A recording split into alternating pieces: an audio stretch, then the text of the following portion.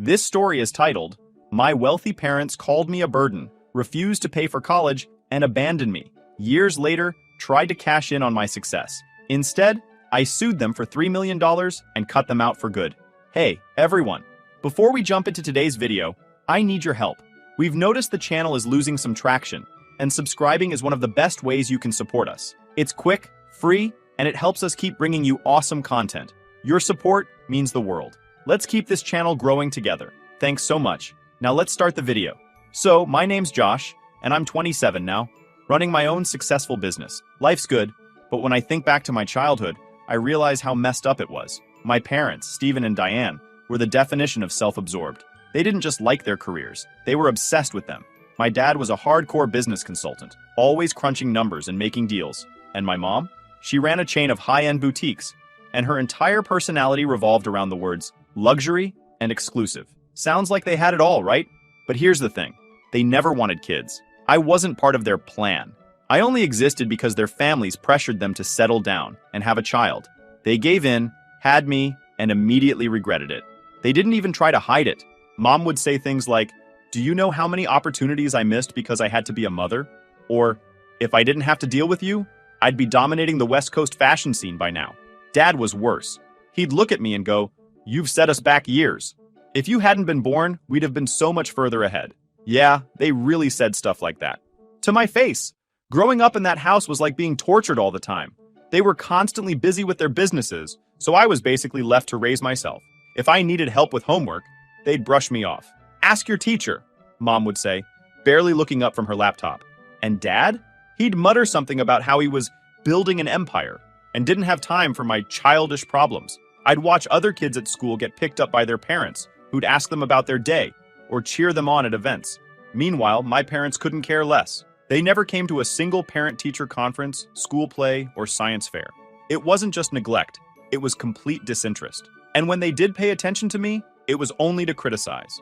I was a straight A student, but they never acknowledged it. Instead, they'd mock me for being into computers. "What kind of job are you going to get with that?" Mom would sneer. "Fixing laptops at a mall?" Dad would laugh and say, "You're not cut out for the real world. You'll never make it." But the worst part was how they treated me like I was the reason they weren't more successful. They acted like having me ruined their lives. If they were fighting about business, it always somehow circled back to me. Mom would shout, "If I didn't have to waste time on Josh, I'd have expanded by now." And Dad would reply, "He's a drain on us. We should have stuck to the plan. No kids." When you're a kid, you don't really understand what's wrong, but you feel it. I remember thinking, why do they hate me so much? For years, I thought it was my fault, that maybe if I was smarter or better at sports or less weird, they'd love me. But that didn't happen. The turning point came when I was about 16. My aunt, Laura, who's my dad's younger sister, visited us. She was one of the few family members who saw through my parents' perfect facade. We got along really well, and one day, I just broke down and told her everything. How my parents treated me, how they never supported me, how they blamed me for their setbacks. Laura wasn't surprised. In fact, she told me something that made everything click. She said, "Your parents never wanted a kid, Josh. They only had you because their families kept pressuring them. They've always resented you." Hearing that was like a bit hurting, but it also made things clearer. Their cruelty wasn't about me, it was about them. They saw me as an obstacle, not a person. After that, I stopped trying to win their approval. Why bother? Nothing I did would ever be good enough for them. Instead, I started focusing on myself. I threw myself into my studies and started thinking about how I could get out of their house and build a life of my own. The thing is, my parents didn't just ignore me, they actively tried to sabotage me. When I started applying for colleges, they told me they wouldn't pay for tuition, even though they could afford it without blinking. I begged them, saying, "This is my future." But Dad just laughed. "You don't have a future," he said. "You'll end up fixing computers for minimum wage." That moment was the last straw. I knew I couldn't rely on them for anything. If I wanted a future, I'd have to build it myself. By the time I was 17, I'd started saving up from odd jobs and tutoring gigs. I knew it wouldn't be enough, but I was determined to leave. My parents didn't care. In fact, they encouraged me to leave as soon as I graduated high school. "Don't let the door hit you on the way out," Mom said with a smirk. I packed my bags and moved in with Aunt Laura a few weeks before my 18th birthday. She wasn't rich. She worked in sales and lived in a modest apartment, but it felt more like home than my parents' mansion ever did. Laura had something my parents never did: compassion. When I first arrived, she looked me dead in the eye and said, Josh, I can't promise to fix everything, but I'll help you as much as I can. You're not alone anymore. And you know what? For the first time in years, I actually believed someone had my back. The first hurdle was figuring out college. I'd been accepted into a decent university, but with no financial support from my parents, paying for it felt like climbing Everest with no gear. Aunt Laura immediately got to work. She wasn't the type to wallow or wait around for miracles. She sat me down at her tiny dining table and said, "We're going to apply for every scholarship grant and loan out there. If there's free money floating around, we're getting it." It wasn't easy. Most scholarships were highly competitive, and a lot of them required essays, interviews, or proof of financial need. The essays were fine. I had enough material to write a best-selling memoir about my parents' neglect, but convincing people I was deserving was harder. My parents' income disqualified me from many financial aid programs, even though they weren't giving me a dime. I remember one particular day when Laura and I were filling out applications. She looked at one of the forms, sighed, and said, "It's insane how your parents' money counts against you when they're the last people who'd actually help." She wasn't wrong. It felt like the system was rigged against me. Eventually, after weeks of writing essays, gathering recommendations, and jumping through bureaucratic hoops, I managed to secure a few scholarships. One of them covered 80% of my tuition, which was a massive relief. The remaining 20%? Laura insisted on covering it herself. I argued with her about it. I didn't want to be a burden, but she shut me down. "Josh," she said firmly, "helping you isn't a burden. You're family." Living with Laura wasn't just about survival. It was also about healing. She wasn't afraid to call out my parents' behavior for what it was: abusive. She'd say things like, "Josh, it's not normal for parents to treat their kid like a business liability," or "You deserved better, and it's okay to be angry about that." Those conversations helped me realize that the problem wasn't me, it was them. While Laura was helping me with college stuff, I was also working odd jobs to save up for living expenses. I took on everything from tutoring high school students in math to working the late shift at a local diner. It was exhausting, but it felt good to earn my own money, even if it wasn't much. When college finally started, I moved into the dorms. It wasn't glamorous, just a small room with peeling paint and a roommate who snored like a chainsaw. But I didn't care. I was finally out of my parents' shadow, and that was all that mattered. At first, I struggled to adjust. College was overwhelming, and I constantly felt like I was behind everyone else. While other students were going to parties or joining clubs, I was working part-time jobs to make ends meet. But slowly, I found my rhythm. I focused on my classes, built relationships with my professors, and started making friends. One of the first friends I made was Alex, a fellow computer science major who shared my love for coding and bad sci-fi movies. We bonded over late-night programming sessions and greasy takeout, and eventually, Alex introduced me to his group of friends. These people weren't just classmates. They were driven, ambitious, and supportive in a way I'd never experienced before. Over time, we started brainstorming ideas for projects, and one of those ideas turned into the tech company we run today.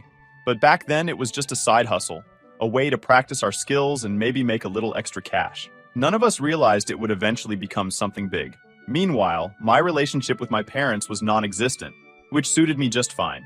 They didn't call, they didn't check in, and they definitely didn't care about what I was doing. The only time I heard about them was through Laura, who occasionally mentioned their social media posts or family gossip.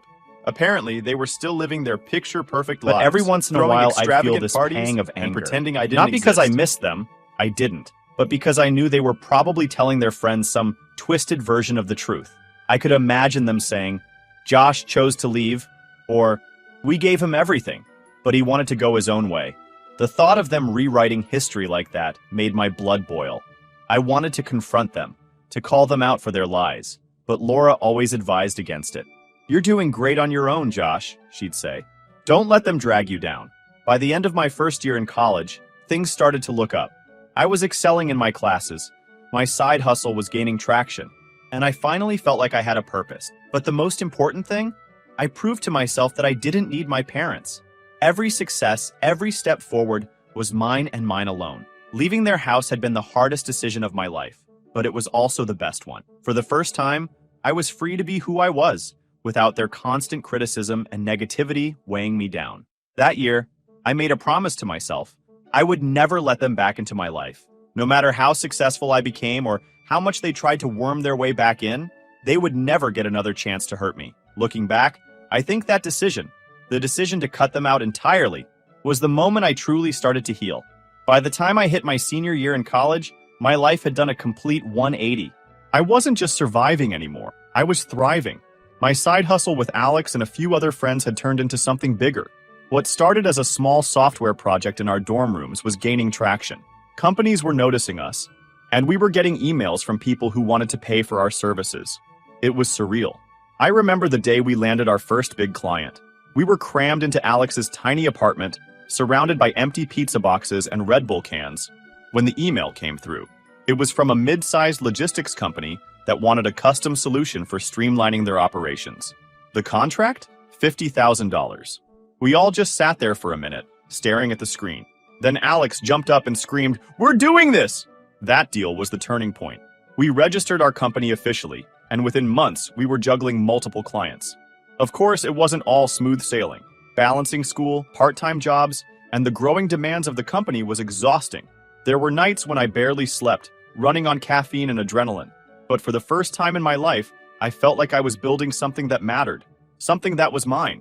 I didn't hear from my parents during this time, which was honestly a relief. Laura occasionally mentioned them in passing, like when they threw some extravagant gala or made a big donation to a local charity for the press coverage. But other than that, they were a non-factor in my life.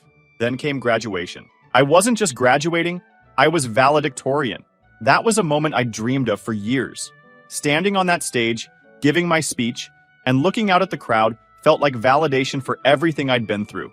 I made sure Laura was in the front row. She was practically bouncing in her seat, grinning from ear to ear.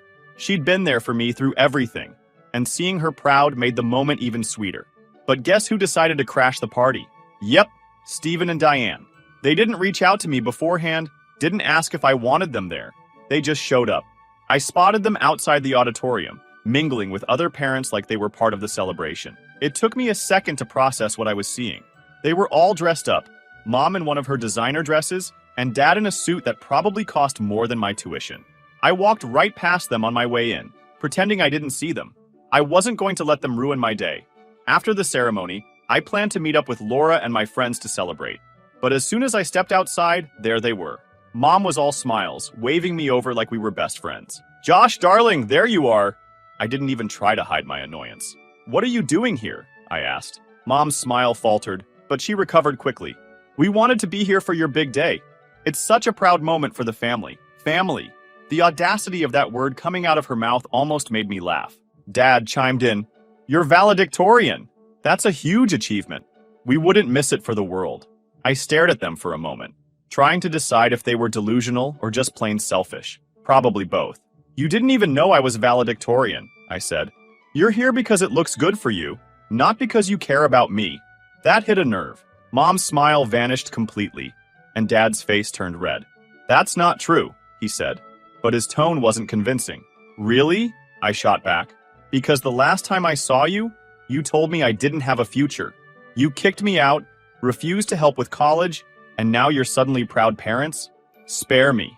Laura stepped in at that point, probably sensing I was about 2 seconds away from making a scene. "Josh," she said gently, "let's go celebrate with your friends." I turned on my heel and walked away, leaving them standing there looking stunned. That night, I celebrated with Laura, Alex, and the rest of my friends. We went out for drinks, laughed until our sides hurt, and toasted to the future. My parents? I didn't give them another thought, but they weren't done. Over the next few weeks, they tried reaching out. They sent emails, left voicemails, even sent a handwritten letter, which was definitely Mom's idea. Dad wouldn't bother. In all of them, they claimed they just wanted to reconnect and be a family again.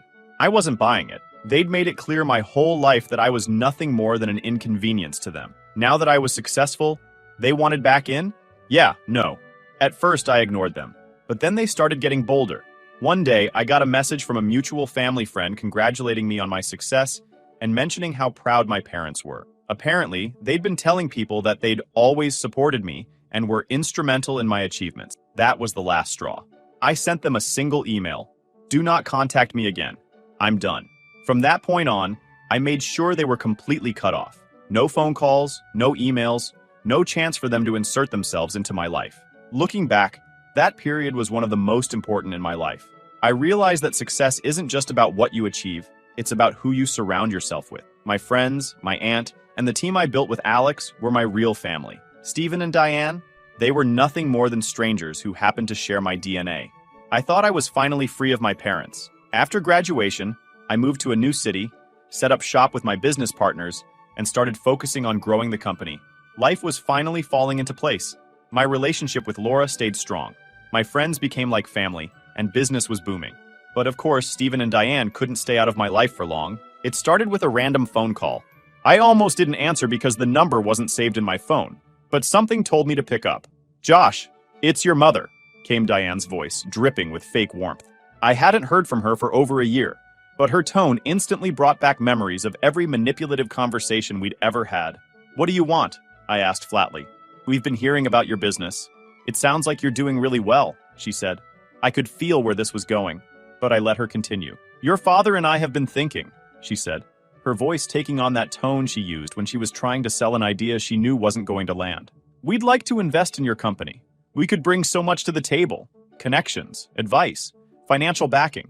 It's the perfect opportunity for all of us." I couldn't help but laugh. "You've got to be kidding me," I said. "No, we're serious," she replied, her tone growing defensive. "We've always believed in your potential, and now that you've proven yourself, we think it's time to put the past behind us and work together as a family." That was it for me.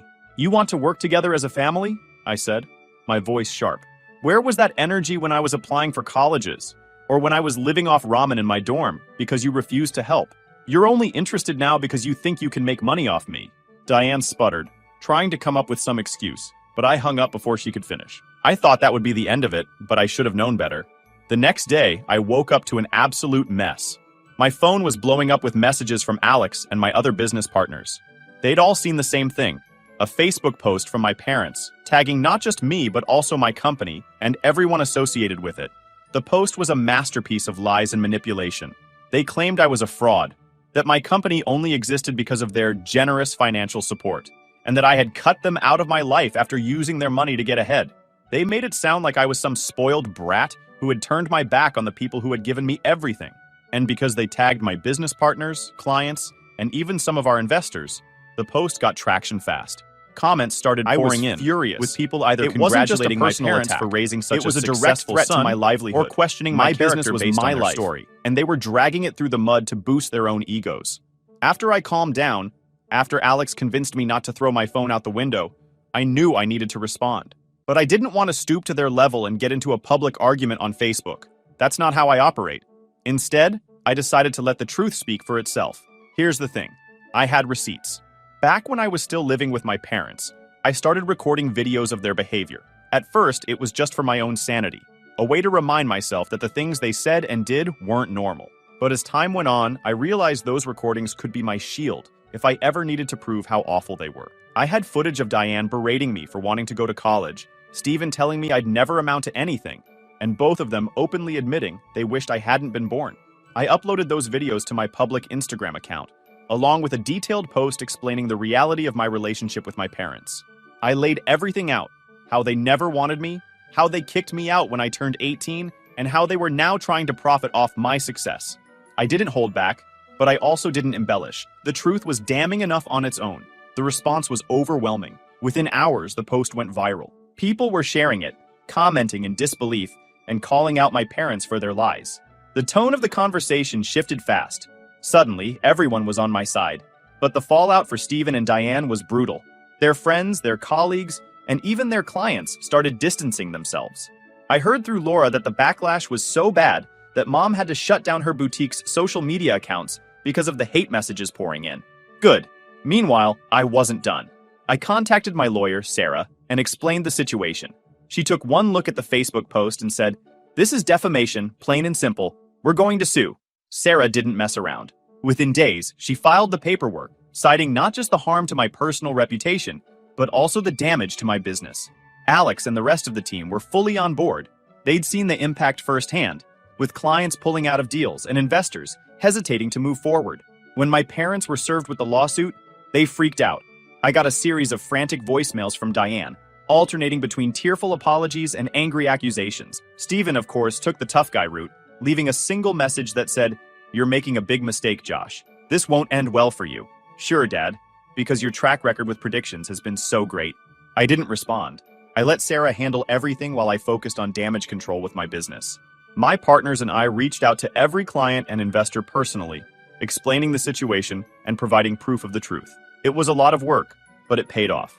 By the end of the week, we had regained most of the trust we'd lost. My parents, on the other hand, were starting to realize they'd seriously miscalculated. When the lawsuit hit my parents, they didn't just lose their minds.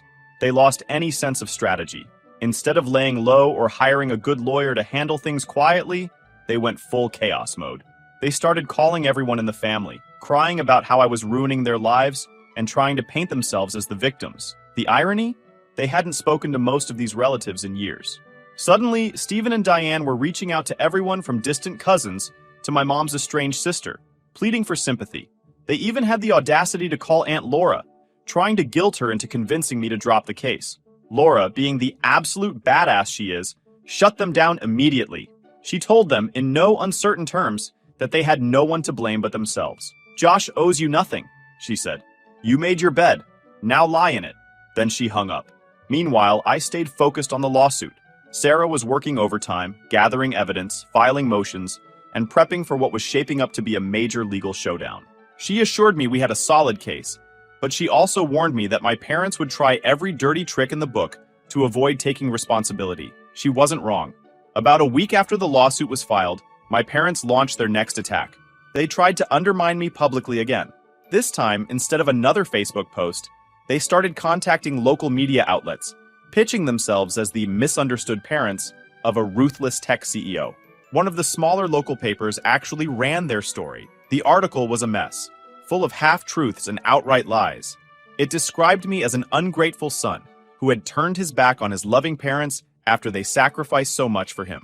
They claimed they'd supported me financially through college, a total lie, and that I had cut them off for no reason. When I saw the article, I was furious.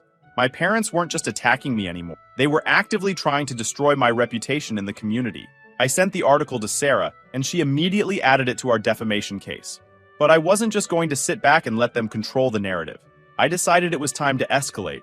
The next day, I sat down with Alex and my other business partners to discuss our strategy. They were all on board with going public again, this time with more clarity and context.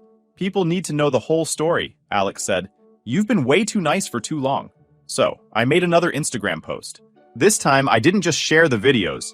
I shared screenshots of text messages and emails from my parents dating back years. Messages where they called me a waste of time and money, where they refused to help with college, and where they explicitly said they didn't care about my future. I also addressed the local newspaper article directly, refuting every single lie they'd told.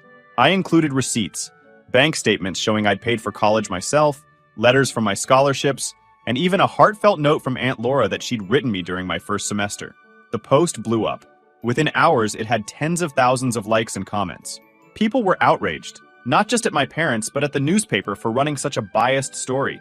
Other outlets picked up the post, and suddenly, the narrative shifted completely. My parents were getting roasted online. People flooded their social media accounts with comments calling them out for their lies. Diane deleted even her personal profiles, and Stephen's LinkedIn profile mysteriously disappeared. It was clear they were feeling the heat. Then came the emails. Diane sent me a long, rambling message, alternating between apologies and veiled threats. She claimed she'd only gone to the media because she felt cornered, and said she never meant to hurt me. She begged me to take down my posts, saying the backlash was destroying their lives. Stephen, of course, took a different approach. His email was short and angry. "You're playing with fire, Josh. If you don't stop this, we'll sue you for slander and invasion of privacy." I forwarded both emails to Sarah. "Let them try," she said with a smirk. "They don't have a leg to stand on." The legal proceedings officially kicked off 2 weeks later. My parents had finally hired a lawyer, but it was clear they weren't prepared for what was coming. Sarah was a shark in the courtroom, tearing apart every weak argument their lawyer tried to make. The evidence we presented was damning.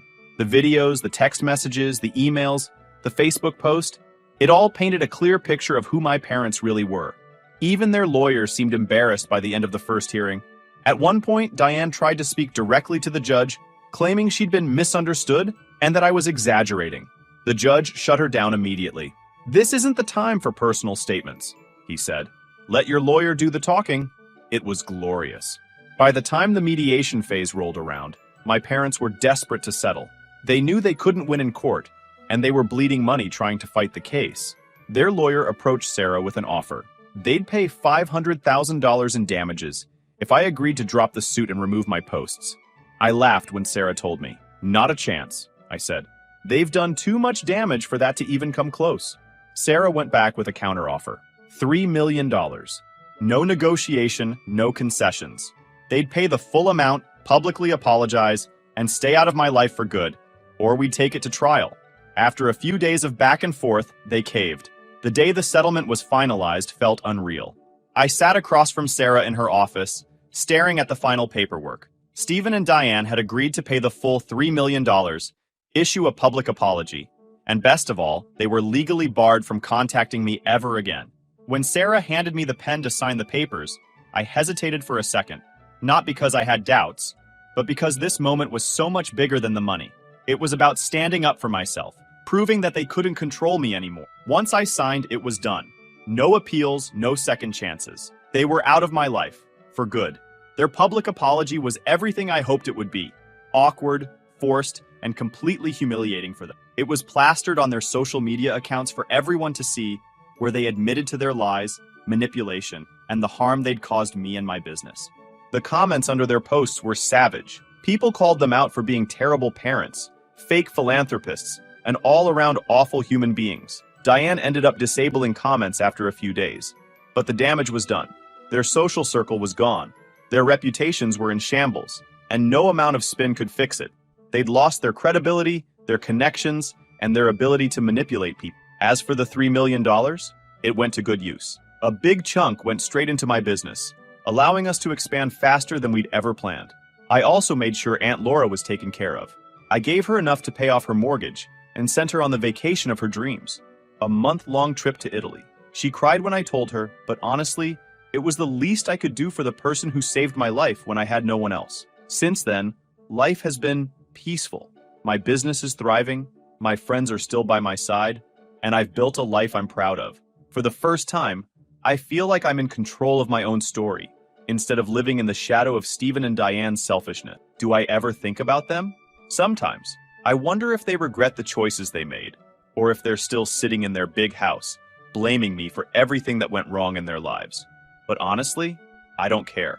Their opinions, their lies, their existence, it's all irrelevant to me now. So yeah, that's my story. A little messy, a little chaotic, but it all worked out in the end. To anyone dealing with toxic parents or family, don't let them define you. Build your own life, surround yourself with people who actually care about you, and don't be afraid to fight back when they try to tear you down. Anyway, thanks for your time, Redditors. Time to grab a drink and enjoy this life I built for myself.